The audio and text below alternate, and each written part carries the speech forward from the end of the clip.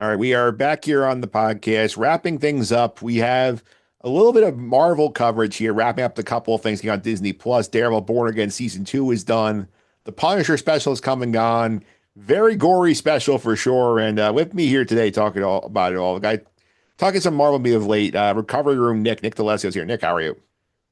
I'm doing great. Thanks for having me back on. It's as video viewers can tell, I'm in a hotel room, so this is giving me something to do, and so I thank you for that. And yeah, I live tech tweeted you my reaction to the Punisher, and I can't say what I said on the air, but it was a messy one for sure. Yeah, you can, but we would have to, bring out the bleep button. Yeah, it's too much effort for it, but it I was I do have the bleep button. Like we have to just time it out correctly. all right. Do we want to try that? Or are we trying to take that risk?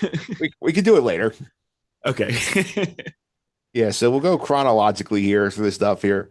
Daredevil season 2 in the books here, like a lot of like crazy stuff here at the end of this season. So give me your takeaways on season 2, how like it played out after we talked from the premiere. I thought it stuck pretty well. I think not quite peak Netflix show. It's a little different, but like what they gave you is still pretty good.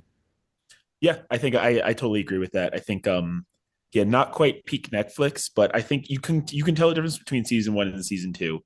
And we talked about this on when we talked about the first episode, how like the showrunner was given creative freedom from beginning to end, so it felt more cohesive. Um I think we were pretty spot on with our predictions for the Yep. most part. I think we got most of it.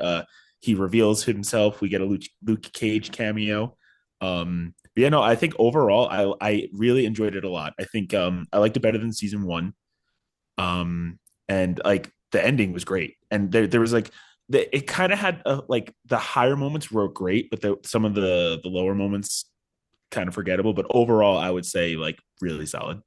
Yeah, I think a lot of fun stuff here. Ironic how much like got spoiled because I don't know if you saw the Mike Coulter leak like on Instagram where like he did the set photos. He accidentally revealed that like Matt Murdock's going to prison like in one of the photos and made him delete it.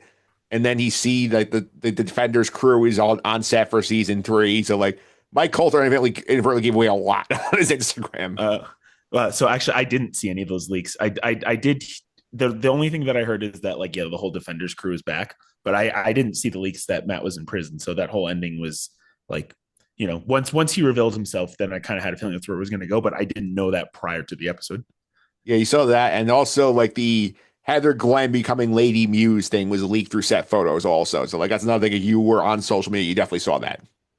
Yeah, I stayed somehow. I was able to avoid all spoilers. So everything. I mean, the show like I would say it was a good story. I don't think there was anything that wasn't predictable though. So like they kind of like teased that the whole time. They kind of teased Matt revealing himself. Like all those things were kind of like you kind of saw it coming.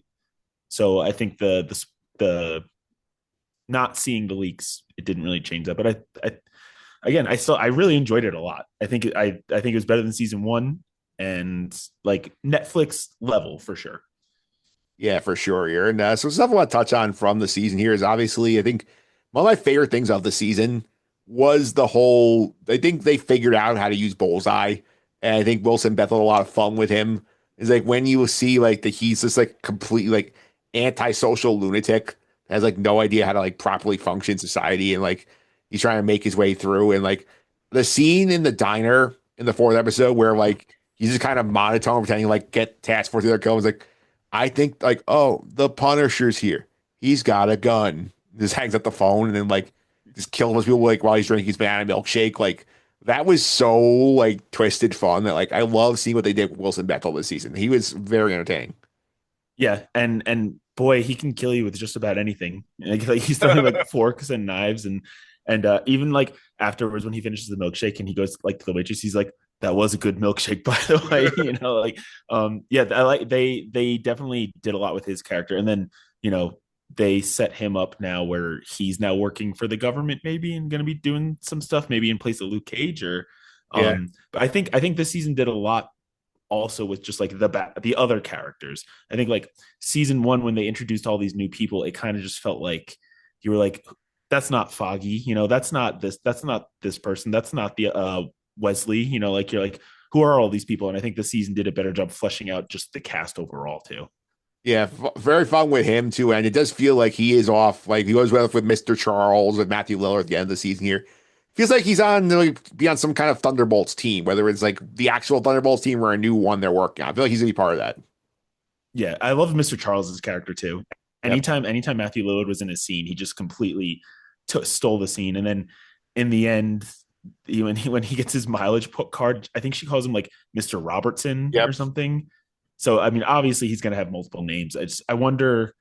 I'm not super well schooled in that character, so I'm not sure which character they're bringing in from the comic books. But anytime Matthew Lillard was on screen, it was amazing. It was amazing. Also, we got the Jessica Jones stuff coming back here. She's in the last three episodes.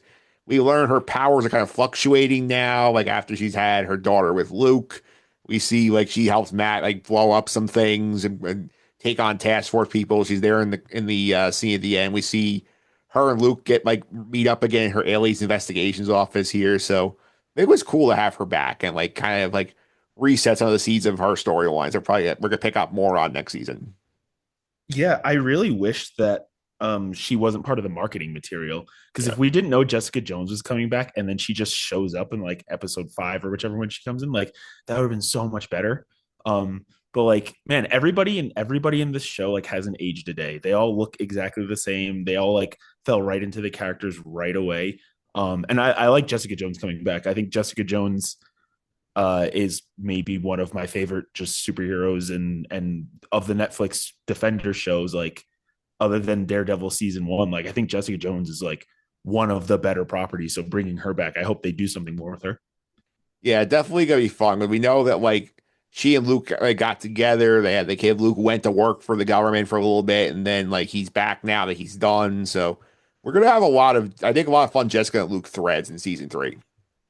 Yeah, and I think it was kind of implied at one point where like Luke went in place of Jessica. I think they say something along those lines where Yep. like he's like, I was doing what you couldn't do, or something like that. So there's probably going to be like, I don't think it's going to be just Luke is home and everything all is well. Like there's probably going to be some tension there, and that'll be some good storytelling with that. Yeah, good storytelling. I like that also you mentioned some of like the old characters he brought in. Like I think one of my favorite episodes of the season was underrated was the flashback episode with Foggy. Like back in the early days of their law of like them deciding to do their own law thing. That was cool. And we got like flashback Wesley collecting the Buck and sort of like hiring Buck as one of Fisk's enforcers. That was a fun like that scene particularly felt like something you would read in the comic book where it's like a flashback scene. Like, oh, like this explains this. And like you can sort of now headcanon like a lot of the things that Fisk was having done off screen in the Netflix show are being done by Buck. Yeah, and to be honest, I don't normally like flashback episodes, but this one was done really well, and it was like it wasn't just a flashback for the sake of like flashback. It kind of like it was like remember all these people, because like yeah, this is season 2 of Born Again, but this is kind of season 5 of Daredevil, Yeah. and like if you include Defenders, this is a 6th season of us with this character. So it's like to bring all those people back in an episode, and it also like everything that was like the messaging of that episode, the whole like trying to like do things the right way, trying to help people, rehabilitate people, like that kind of like shapes Matt at such a pivotal moment, and it kind of like leads perfectly into the ending, which is like it wasn't flashback for the sake of flashback. It like had a purpose and it told a point, and I think I that was maybe one of my favorite episodes of the season. Yeah, it's a big point too because this is basically when he's like hunkered down with Bullseye after Bullseye has caused all the carnage at the thing that ends up leading to the death of Vanessa Fisk, and like you basically have this situation where he's like, should I kill Bullseye? Like should I just like get revenge for Foggy? And then you have this flashback case with Foggy where like he gives away the seed money for their law firm to this like client they have who like needs a fresh start. So like he kind of like repurposes his Bullseye to, like okay like I want you to help me, like, and he sends him off on a job to go basically save the governor from being assassinated by fixed people. So like he does like take something bad and make something good out of it. Yeah, and then a thing too that happens is like every place that's kind of important to Matt gets like destroyed. Yeah. Essentially, like your background, they can't go there Abilities. anymore. Yeah.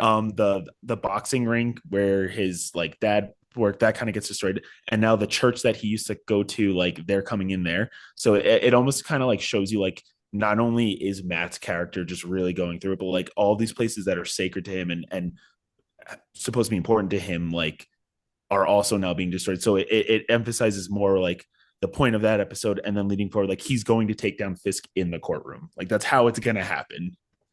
Yeah, is how it's going to happen. A lot of fun stuff with this like end game going on here. Let's got a few throwbacks to the Netflix show too. I mean, you got like Officer Mahoney's back, which is cool to see him. And I didn't even know about this one. Like we got Ellison back, like in the finale when BB Yerk's going to work for like the New York Sentinel. So like that was a fun like shout also.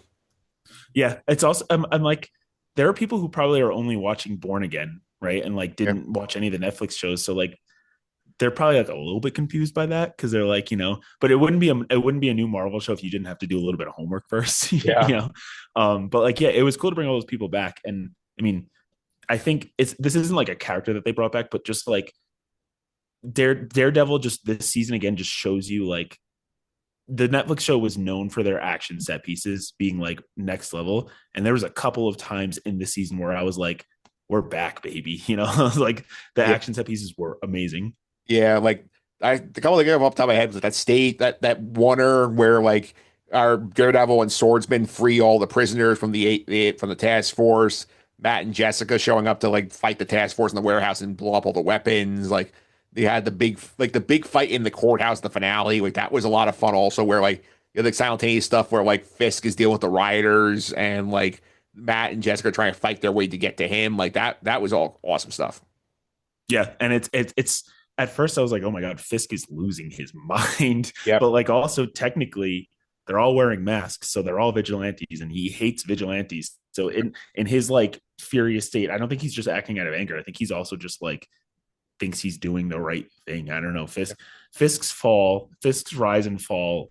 I think they did it well because it's like, how many times can he get arrested? How many times can he go to jail? How many times can this happen before we're like recycling the same plot? So I like what they did with him this season of him like he thinks he's like the top dog, and then Matt Lillard's character comes in and he's like brought down a peg. And every time he tries to rise up, somebody keeps bringing him down a peg until he snaps. And I think that was a much better way to handle him. Yeah, and they end up having a situation where like he basically is told, okay, like like we're not gonna arrest you. He's like, step down, go away, like don't go near us here. And like that way he's not in prison, he's still around in the universe, but like you can use Wilson Fisk in season 3, but like he's not gonna be the mayor of the city anymore. Yeah, I mean, also they gave him that deal before he just straight up started murdering people. Yeah, So like, that was a big complaint online. Like he just murdered 9 people in the courthouse, and somehow like he's just yeah, getting to walk to a beach.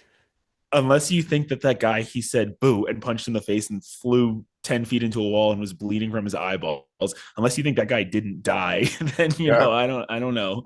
But like, yeah, maybe him not going to jail, maybe them just being like go and never come back. It feels a little like, but also I wouldn't be surprised if we learn later that like um Matthew Lillard's character did something behind the scenes, or somebody higher up is like pulling the strings a little bit, and that's why he was able to kind of get away with it. Because like he's a point of corruption, but he's not like the system's more corrupt above him. So like, well, it'll probably be revealed later on that something like that happened. Plus, we kind of did the whole like house arrest thing in season 3 of the Netflix, so I don't think we need to do that again. Yeah, that's what I was saying. How many times can you arrest Fist before it's just like, okay, he's gonna get out of this again? Like why do we keep doing this? Yeah, R.I.P. Raina Dean. Yeah. And those of you who know what that is, go watch the Netflix show. Yeah. um and then I guess the other like another big thing that we like are dancing around is just like the Matt reveal that Yeah. he is, Oh, that was so fun in the courtroom. Like, and you yeah, just tell like that he's winding up for and winding up for. He's like, what if there was another witness there? He's like, what do you mean? He's like, Daredevil was there. I am Daredevil. I am testifying against you in court right now. Like, yeah, and then he throws the cane against the wall and yeah, catches it, and yeah. everybody's like, like, oh man, Ooh. like I knew his character was going to get revealed. I think I said that in our episode 1, but I didn't think it was going to be like this. I thought he was going to like pretend like it wasn't him and maybe have Danny Rand get involved or something. But That no, still could the fact happen. that like it still could happen, yeah. But the fact that it was part of his like legal strategy, and then like the judges were finally on him, and like I like forgot that Daredevil is also kind of a courtroom drama. Yep. And like this, you're like, oh yeah, that's right. It is like 20% courtroom drama. And for the finale to be Matt taking Fisk down, like using the legal system and that whole reveal, oh, it was so good. It was so much fun to watch. It was a lot of fun to watch here, and I do think like they did give you the tease in the first episode, like when he's unmasked by the AVTF people, like before like Bullseye kills them all. Like they kind of hinted that was gonna happen, so we did get there. Yeah, and they planted a lot of seeds too, where like Fisk calls Matt Murdock a hero. So then he's like, "Well, if I'm the Daredevil, then you're calling me a hero." Like they Yeah, they planted a lot of little seeds that paid off in the end. So, and that's what happens when you have one person write the show from beginning to end. You can do things like this. yeah, Crazy concept.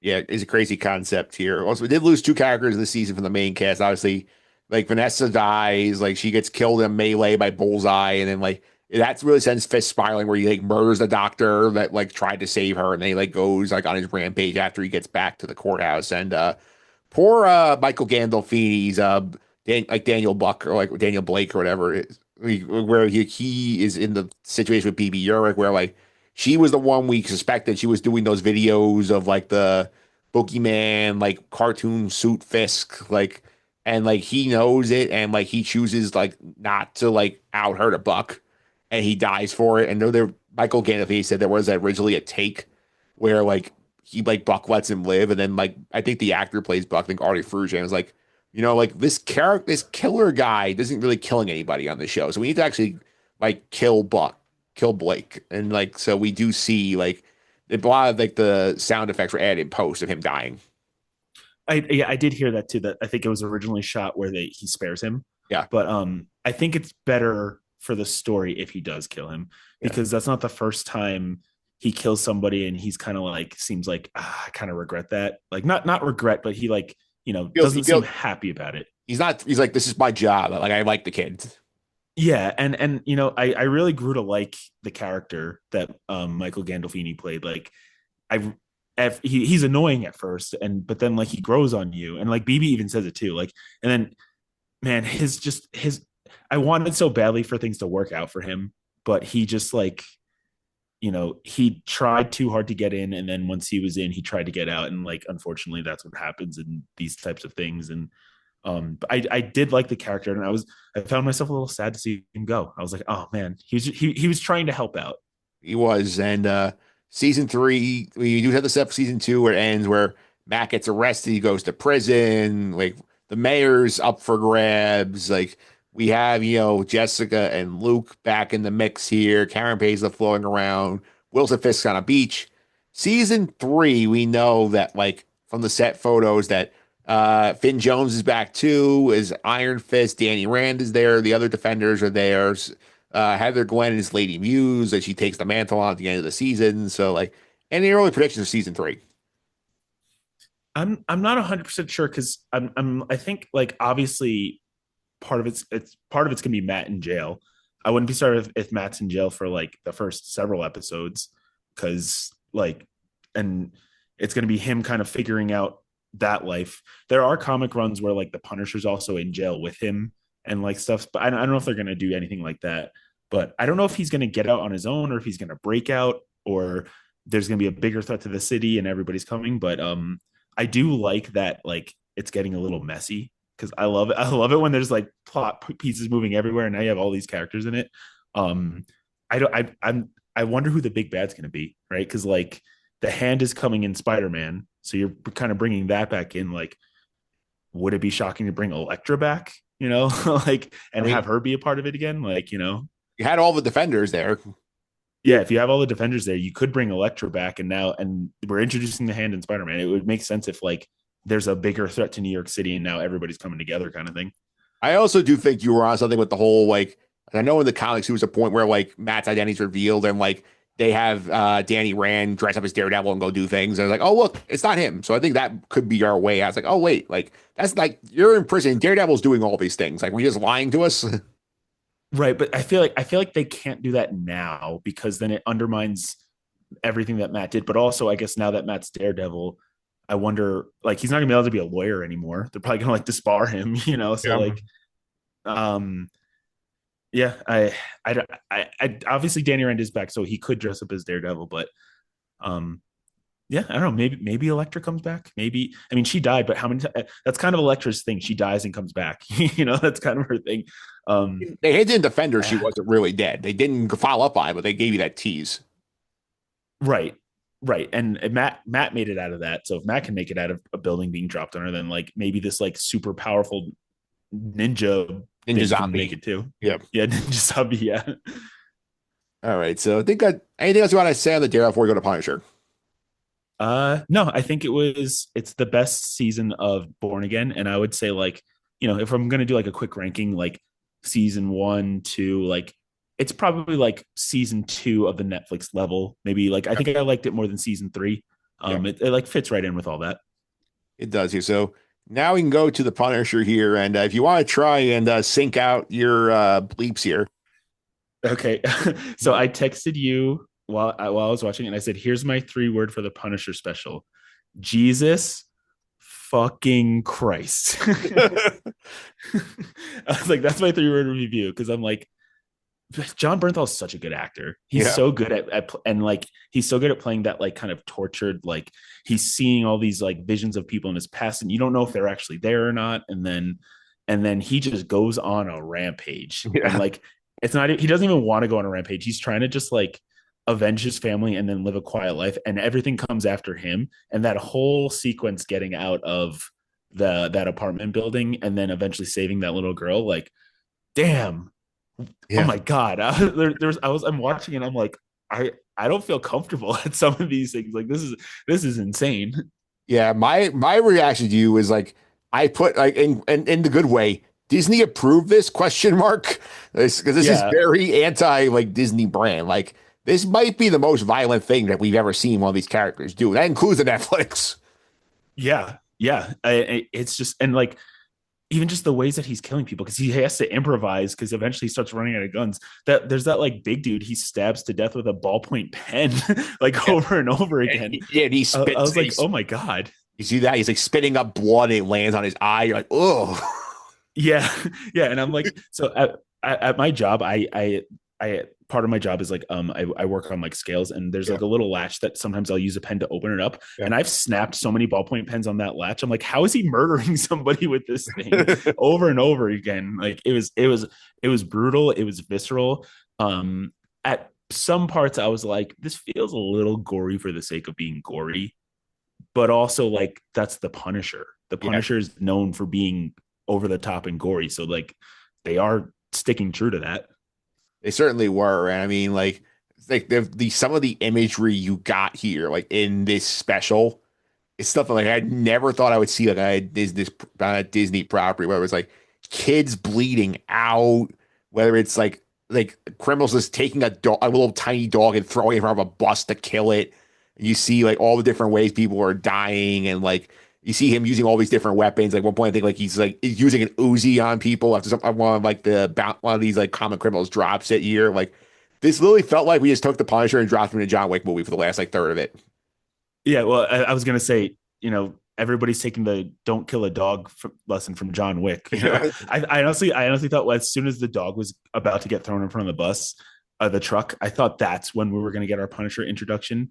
But I'm glad, like the homeless vet guy gets his payoff in the end of the Punisher taking care of it. Yeah, it was brutal. It was brutal to watch, and like the music choice was interesting too, because the first time he goes on the rampage, it's almost like kind of like jazzy, kind of like whimsical fun music. And then once he hits the street level, like Hatebreed comes on, and it becomes just this visceral, aggressive thing. And it was, yeah, I somebody at Disney allowed this, and I don't understand how. Yeah, the thing I mean, of all things that we saw, the thing I was shocked made the cut of this is like in the flashback when he's dealing with Manucci's family and like he's killing all the people. When he has the knee on the son's neck, like I was like, I'm shocked that made the cut considering the real life ramifications of like that imagery. Yeah, I mean that, and then even I know we already talked about Daredevil, but there's a lot of real life comparisons you can make, parallels you can make to real life, and I'm like, Disney's going there, like okay, like hell yeah, let's go there. Yeah. It was really cool seeing like the fight sequence, especially like that. It was like a solid like I'd say what 10 minutes of the 45 is like him like in this sequence where like Manucci is basically sent like his location to a bunch of bounty hunter like a bunch of like common criminals who are trying to collect a huge bounty on him. Like they drop like gasoline his apartment, light it on fire. You see him basically get like have his pants on fire. He's diving out the door and starts murdering every single one of them in different ways with baseball bats, with hatchets, with axes, with ballpoint pens. It's like he's like whatever he needs to get the job done. He's getting the job done. Yeah, and I liked that scene too with the wife. I don't remember what her name. Did they have a name for her? I if I did, I definitely forgot it. When she's like walking up to him and she's like, they took my family from me, and I was like, oh, is Punisher gonna like help out this woman? And then they're showing all the flashbacks of the deaths, and I'm like, these are very vivid. And then there's that reveal where she's like, you killed my family, and I'm like, oh, Yeah. that's what. Oh, okay, she's coming Oh to get yeah. her revenge on him. That's Manucci. Like, the criminal. Like Yeah, yeah, Manucci. But like, did they ever give her? Did we reveal her first name? no. Okay, so but yeah, and then that's when it's like they're like, oh, she doesn't want his help. She wants to kill him. And like, too bad Punisher has some like weird morals where he like didn't just like kill her right then and there. I guess it wouldn't have changed anything, but he had the opportunity at the end to get his revenge on her. Yeah. And then he sees the little girl. It reminds him of his daughter, and then he chooses to save the little girl instead. Which I think that's a good character moment for him, and it sets up like, there's we can revisit this character later. Yeah. And in terms of the Flash, I think I forgot here. What we didn't mention this here. Like we didn't see it happen, but we see the action leading to it. Like we saw like Punisher curb stomp a guy to death. Oh yeah, yeah, yeah. Think of any possible way you can think to kill somebody. I think we saw it in Yeah. this episode of the Punisher, or episode short film. What is it being categorized as? Like, They're calling it the special presentation. I mean, I'm like, I think I kind of want more of it. When it ended, I was like, man, that would have been a great episode one. I can't wait to see where they go. And then I'm like, oh wait, no, that's it. That's all we're getting. They have done three total special presentations. The Marvel people, like they did the Werewolf by Night thing, Halloween 2022. They did the Guardians of the Galaxy holiday special, and now this. Right. And they've all been pretty good. I liked Werewolf by Night. The Guardians, it's more Guardians, but this one was definitely like, oof, I want this show. And I don't think I want Disney to do this show. I want like HBO to do this show. I Yeah. want to see what we can get away with even more.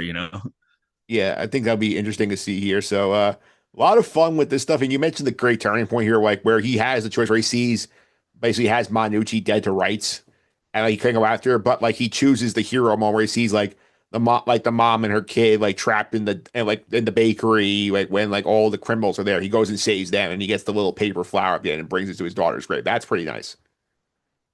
Yeah. Yeah. Cause they did a good job in the beginning too. And he's like, also, I think this is the first, I don't remember the last time I watched a Disney show and it starts off with like, this is going to be viewer discretion advised. Like, Yeah. I'm like on a Disney Plus show, but when he's almost going to take his own life, and then you hear his daughter be like, "Are you okay, daddy?" And like he's talking to what he thinks is his daughter. I was like, that scene got me pretty Yeah. good. And then for that to pay off in the end of him choosing to save this little girl because he couldn't save his own daughter, I was like, that's a good character moment. That was powerful.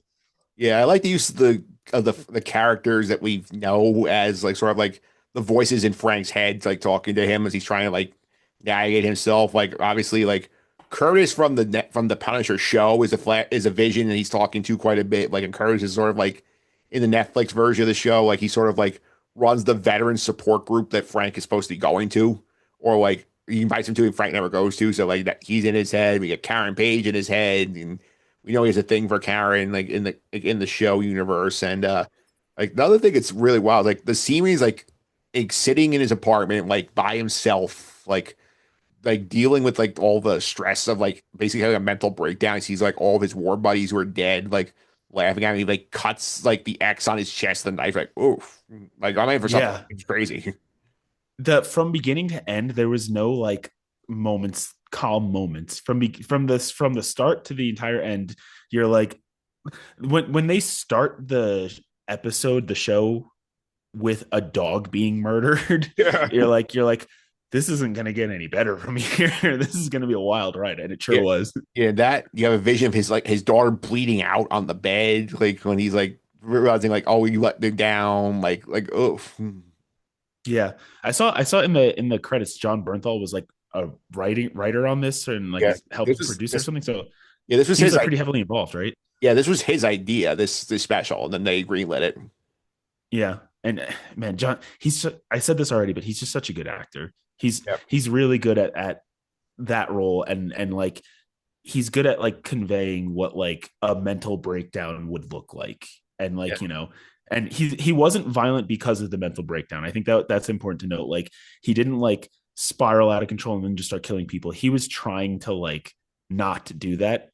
And then it came to him and then now he's the Punisher. Like it wasn't the mental breakdown led to that. It was, two separate things happened. Yeah, so this is basically what he's up to in season 2 of Daredevil. It's like he's dealing with his mental breakdown. And then like now he's the Punisher again when he shows up in Spider-Man. Yeah, Yeah. exactly. All right, so I think that's a good place to leave that. Some stuff coming up here from Marvel here, just so we know the rest of the year.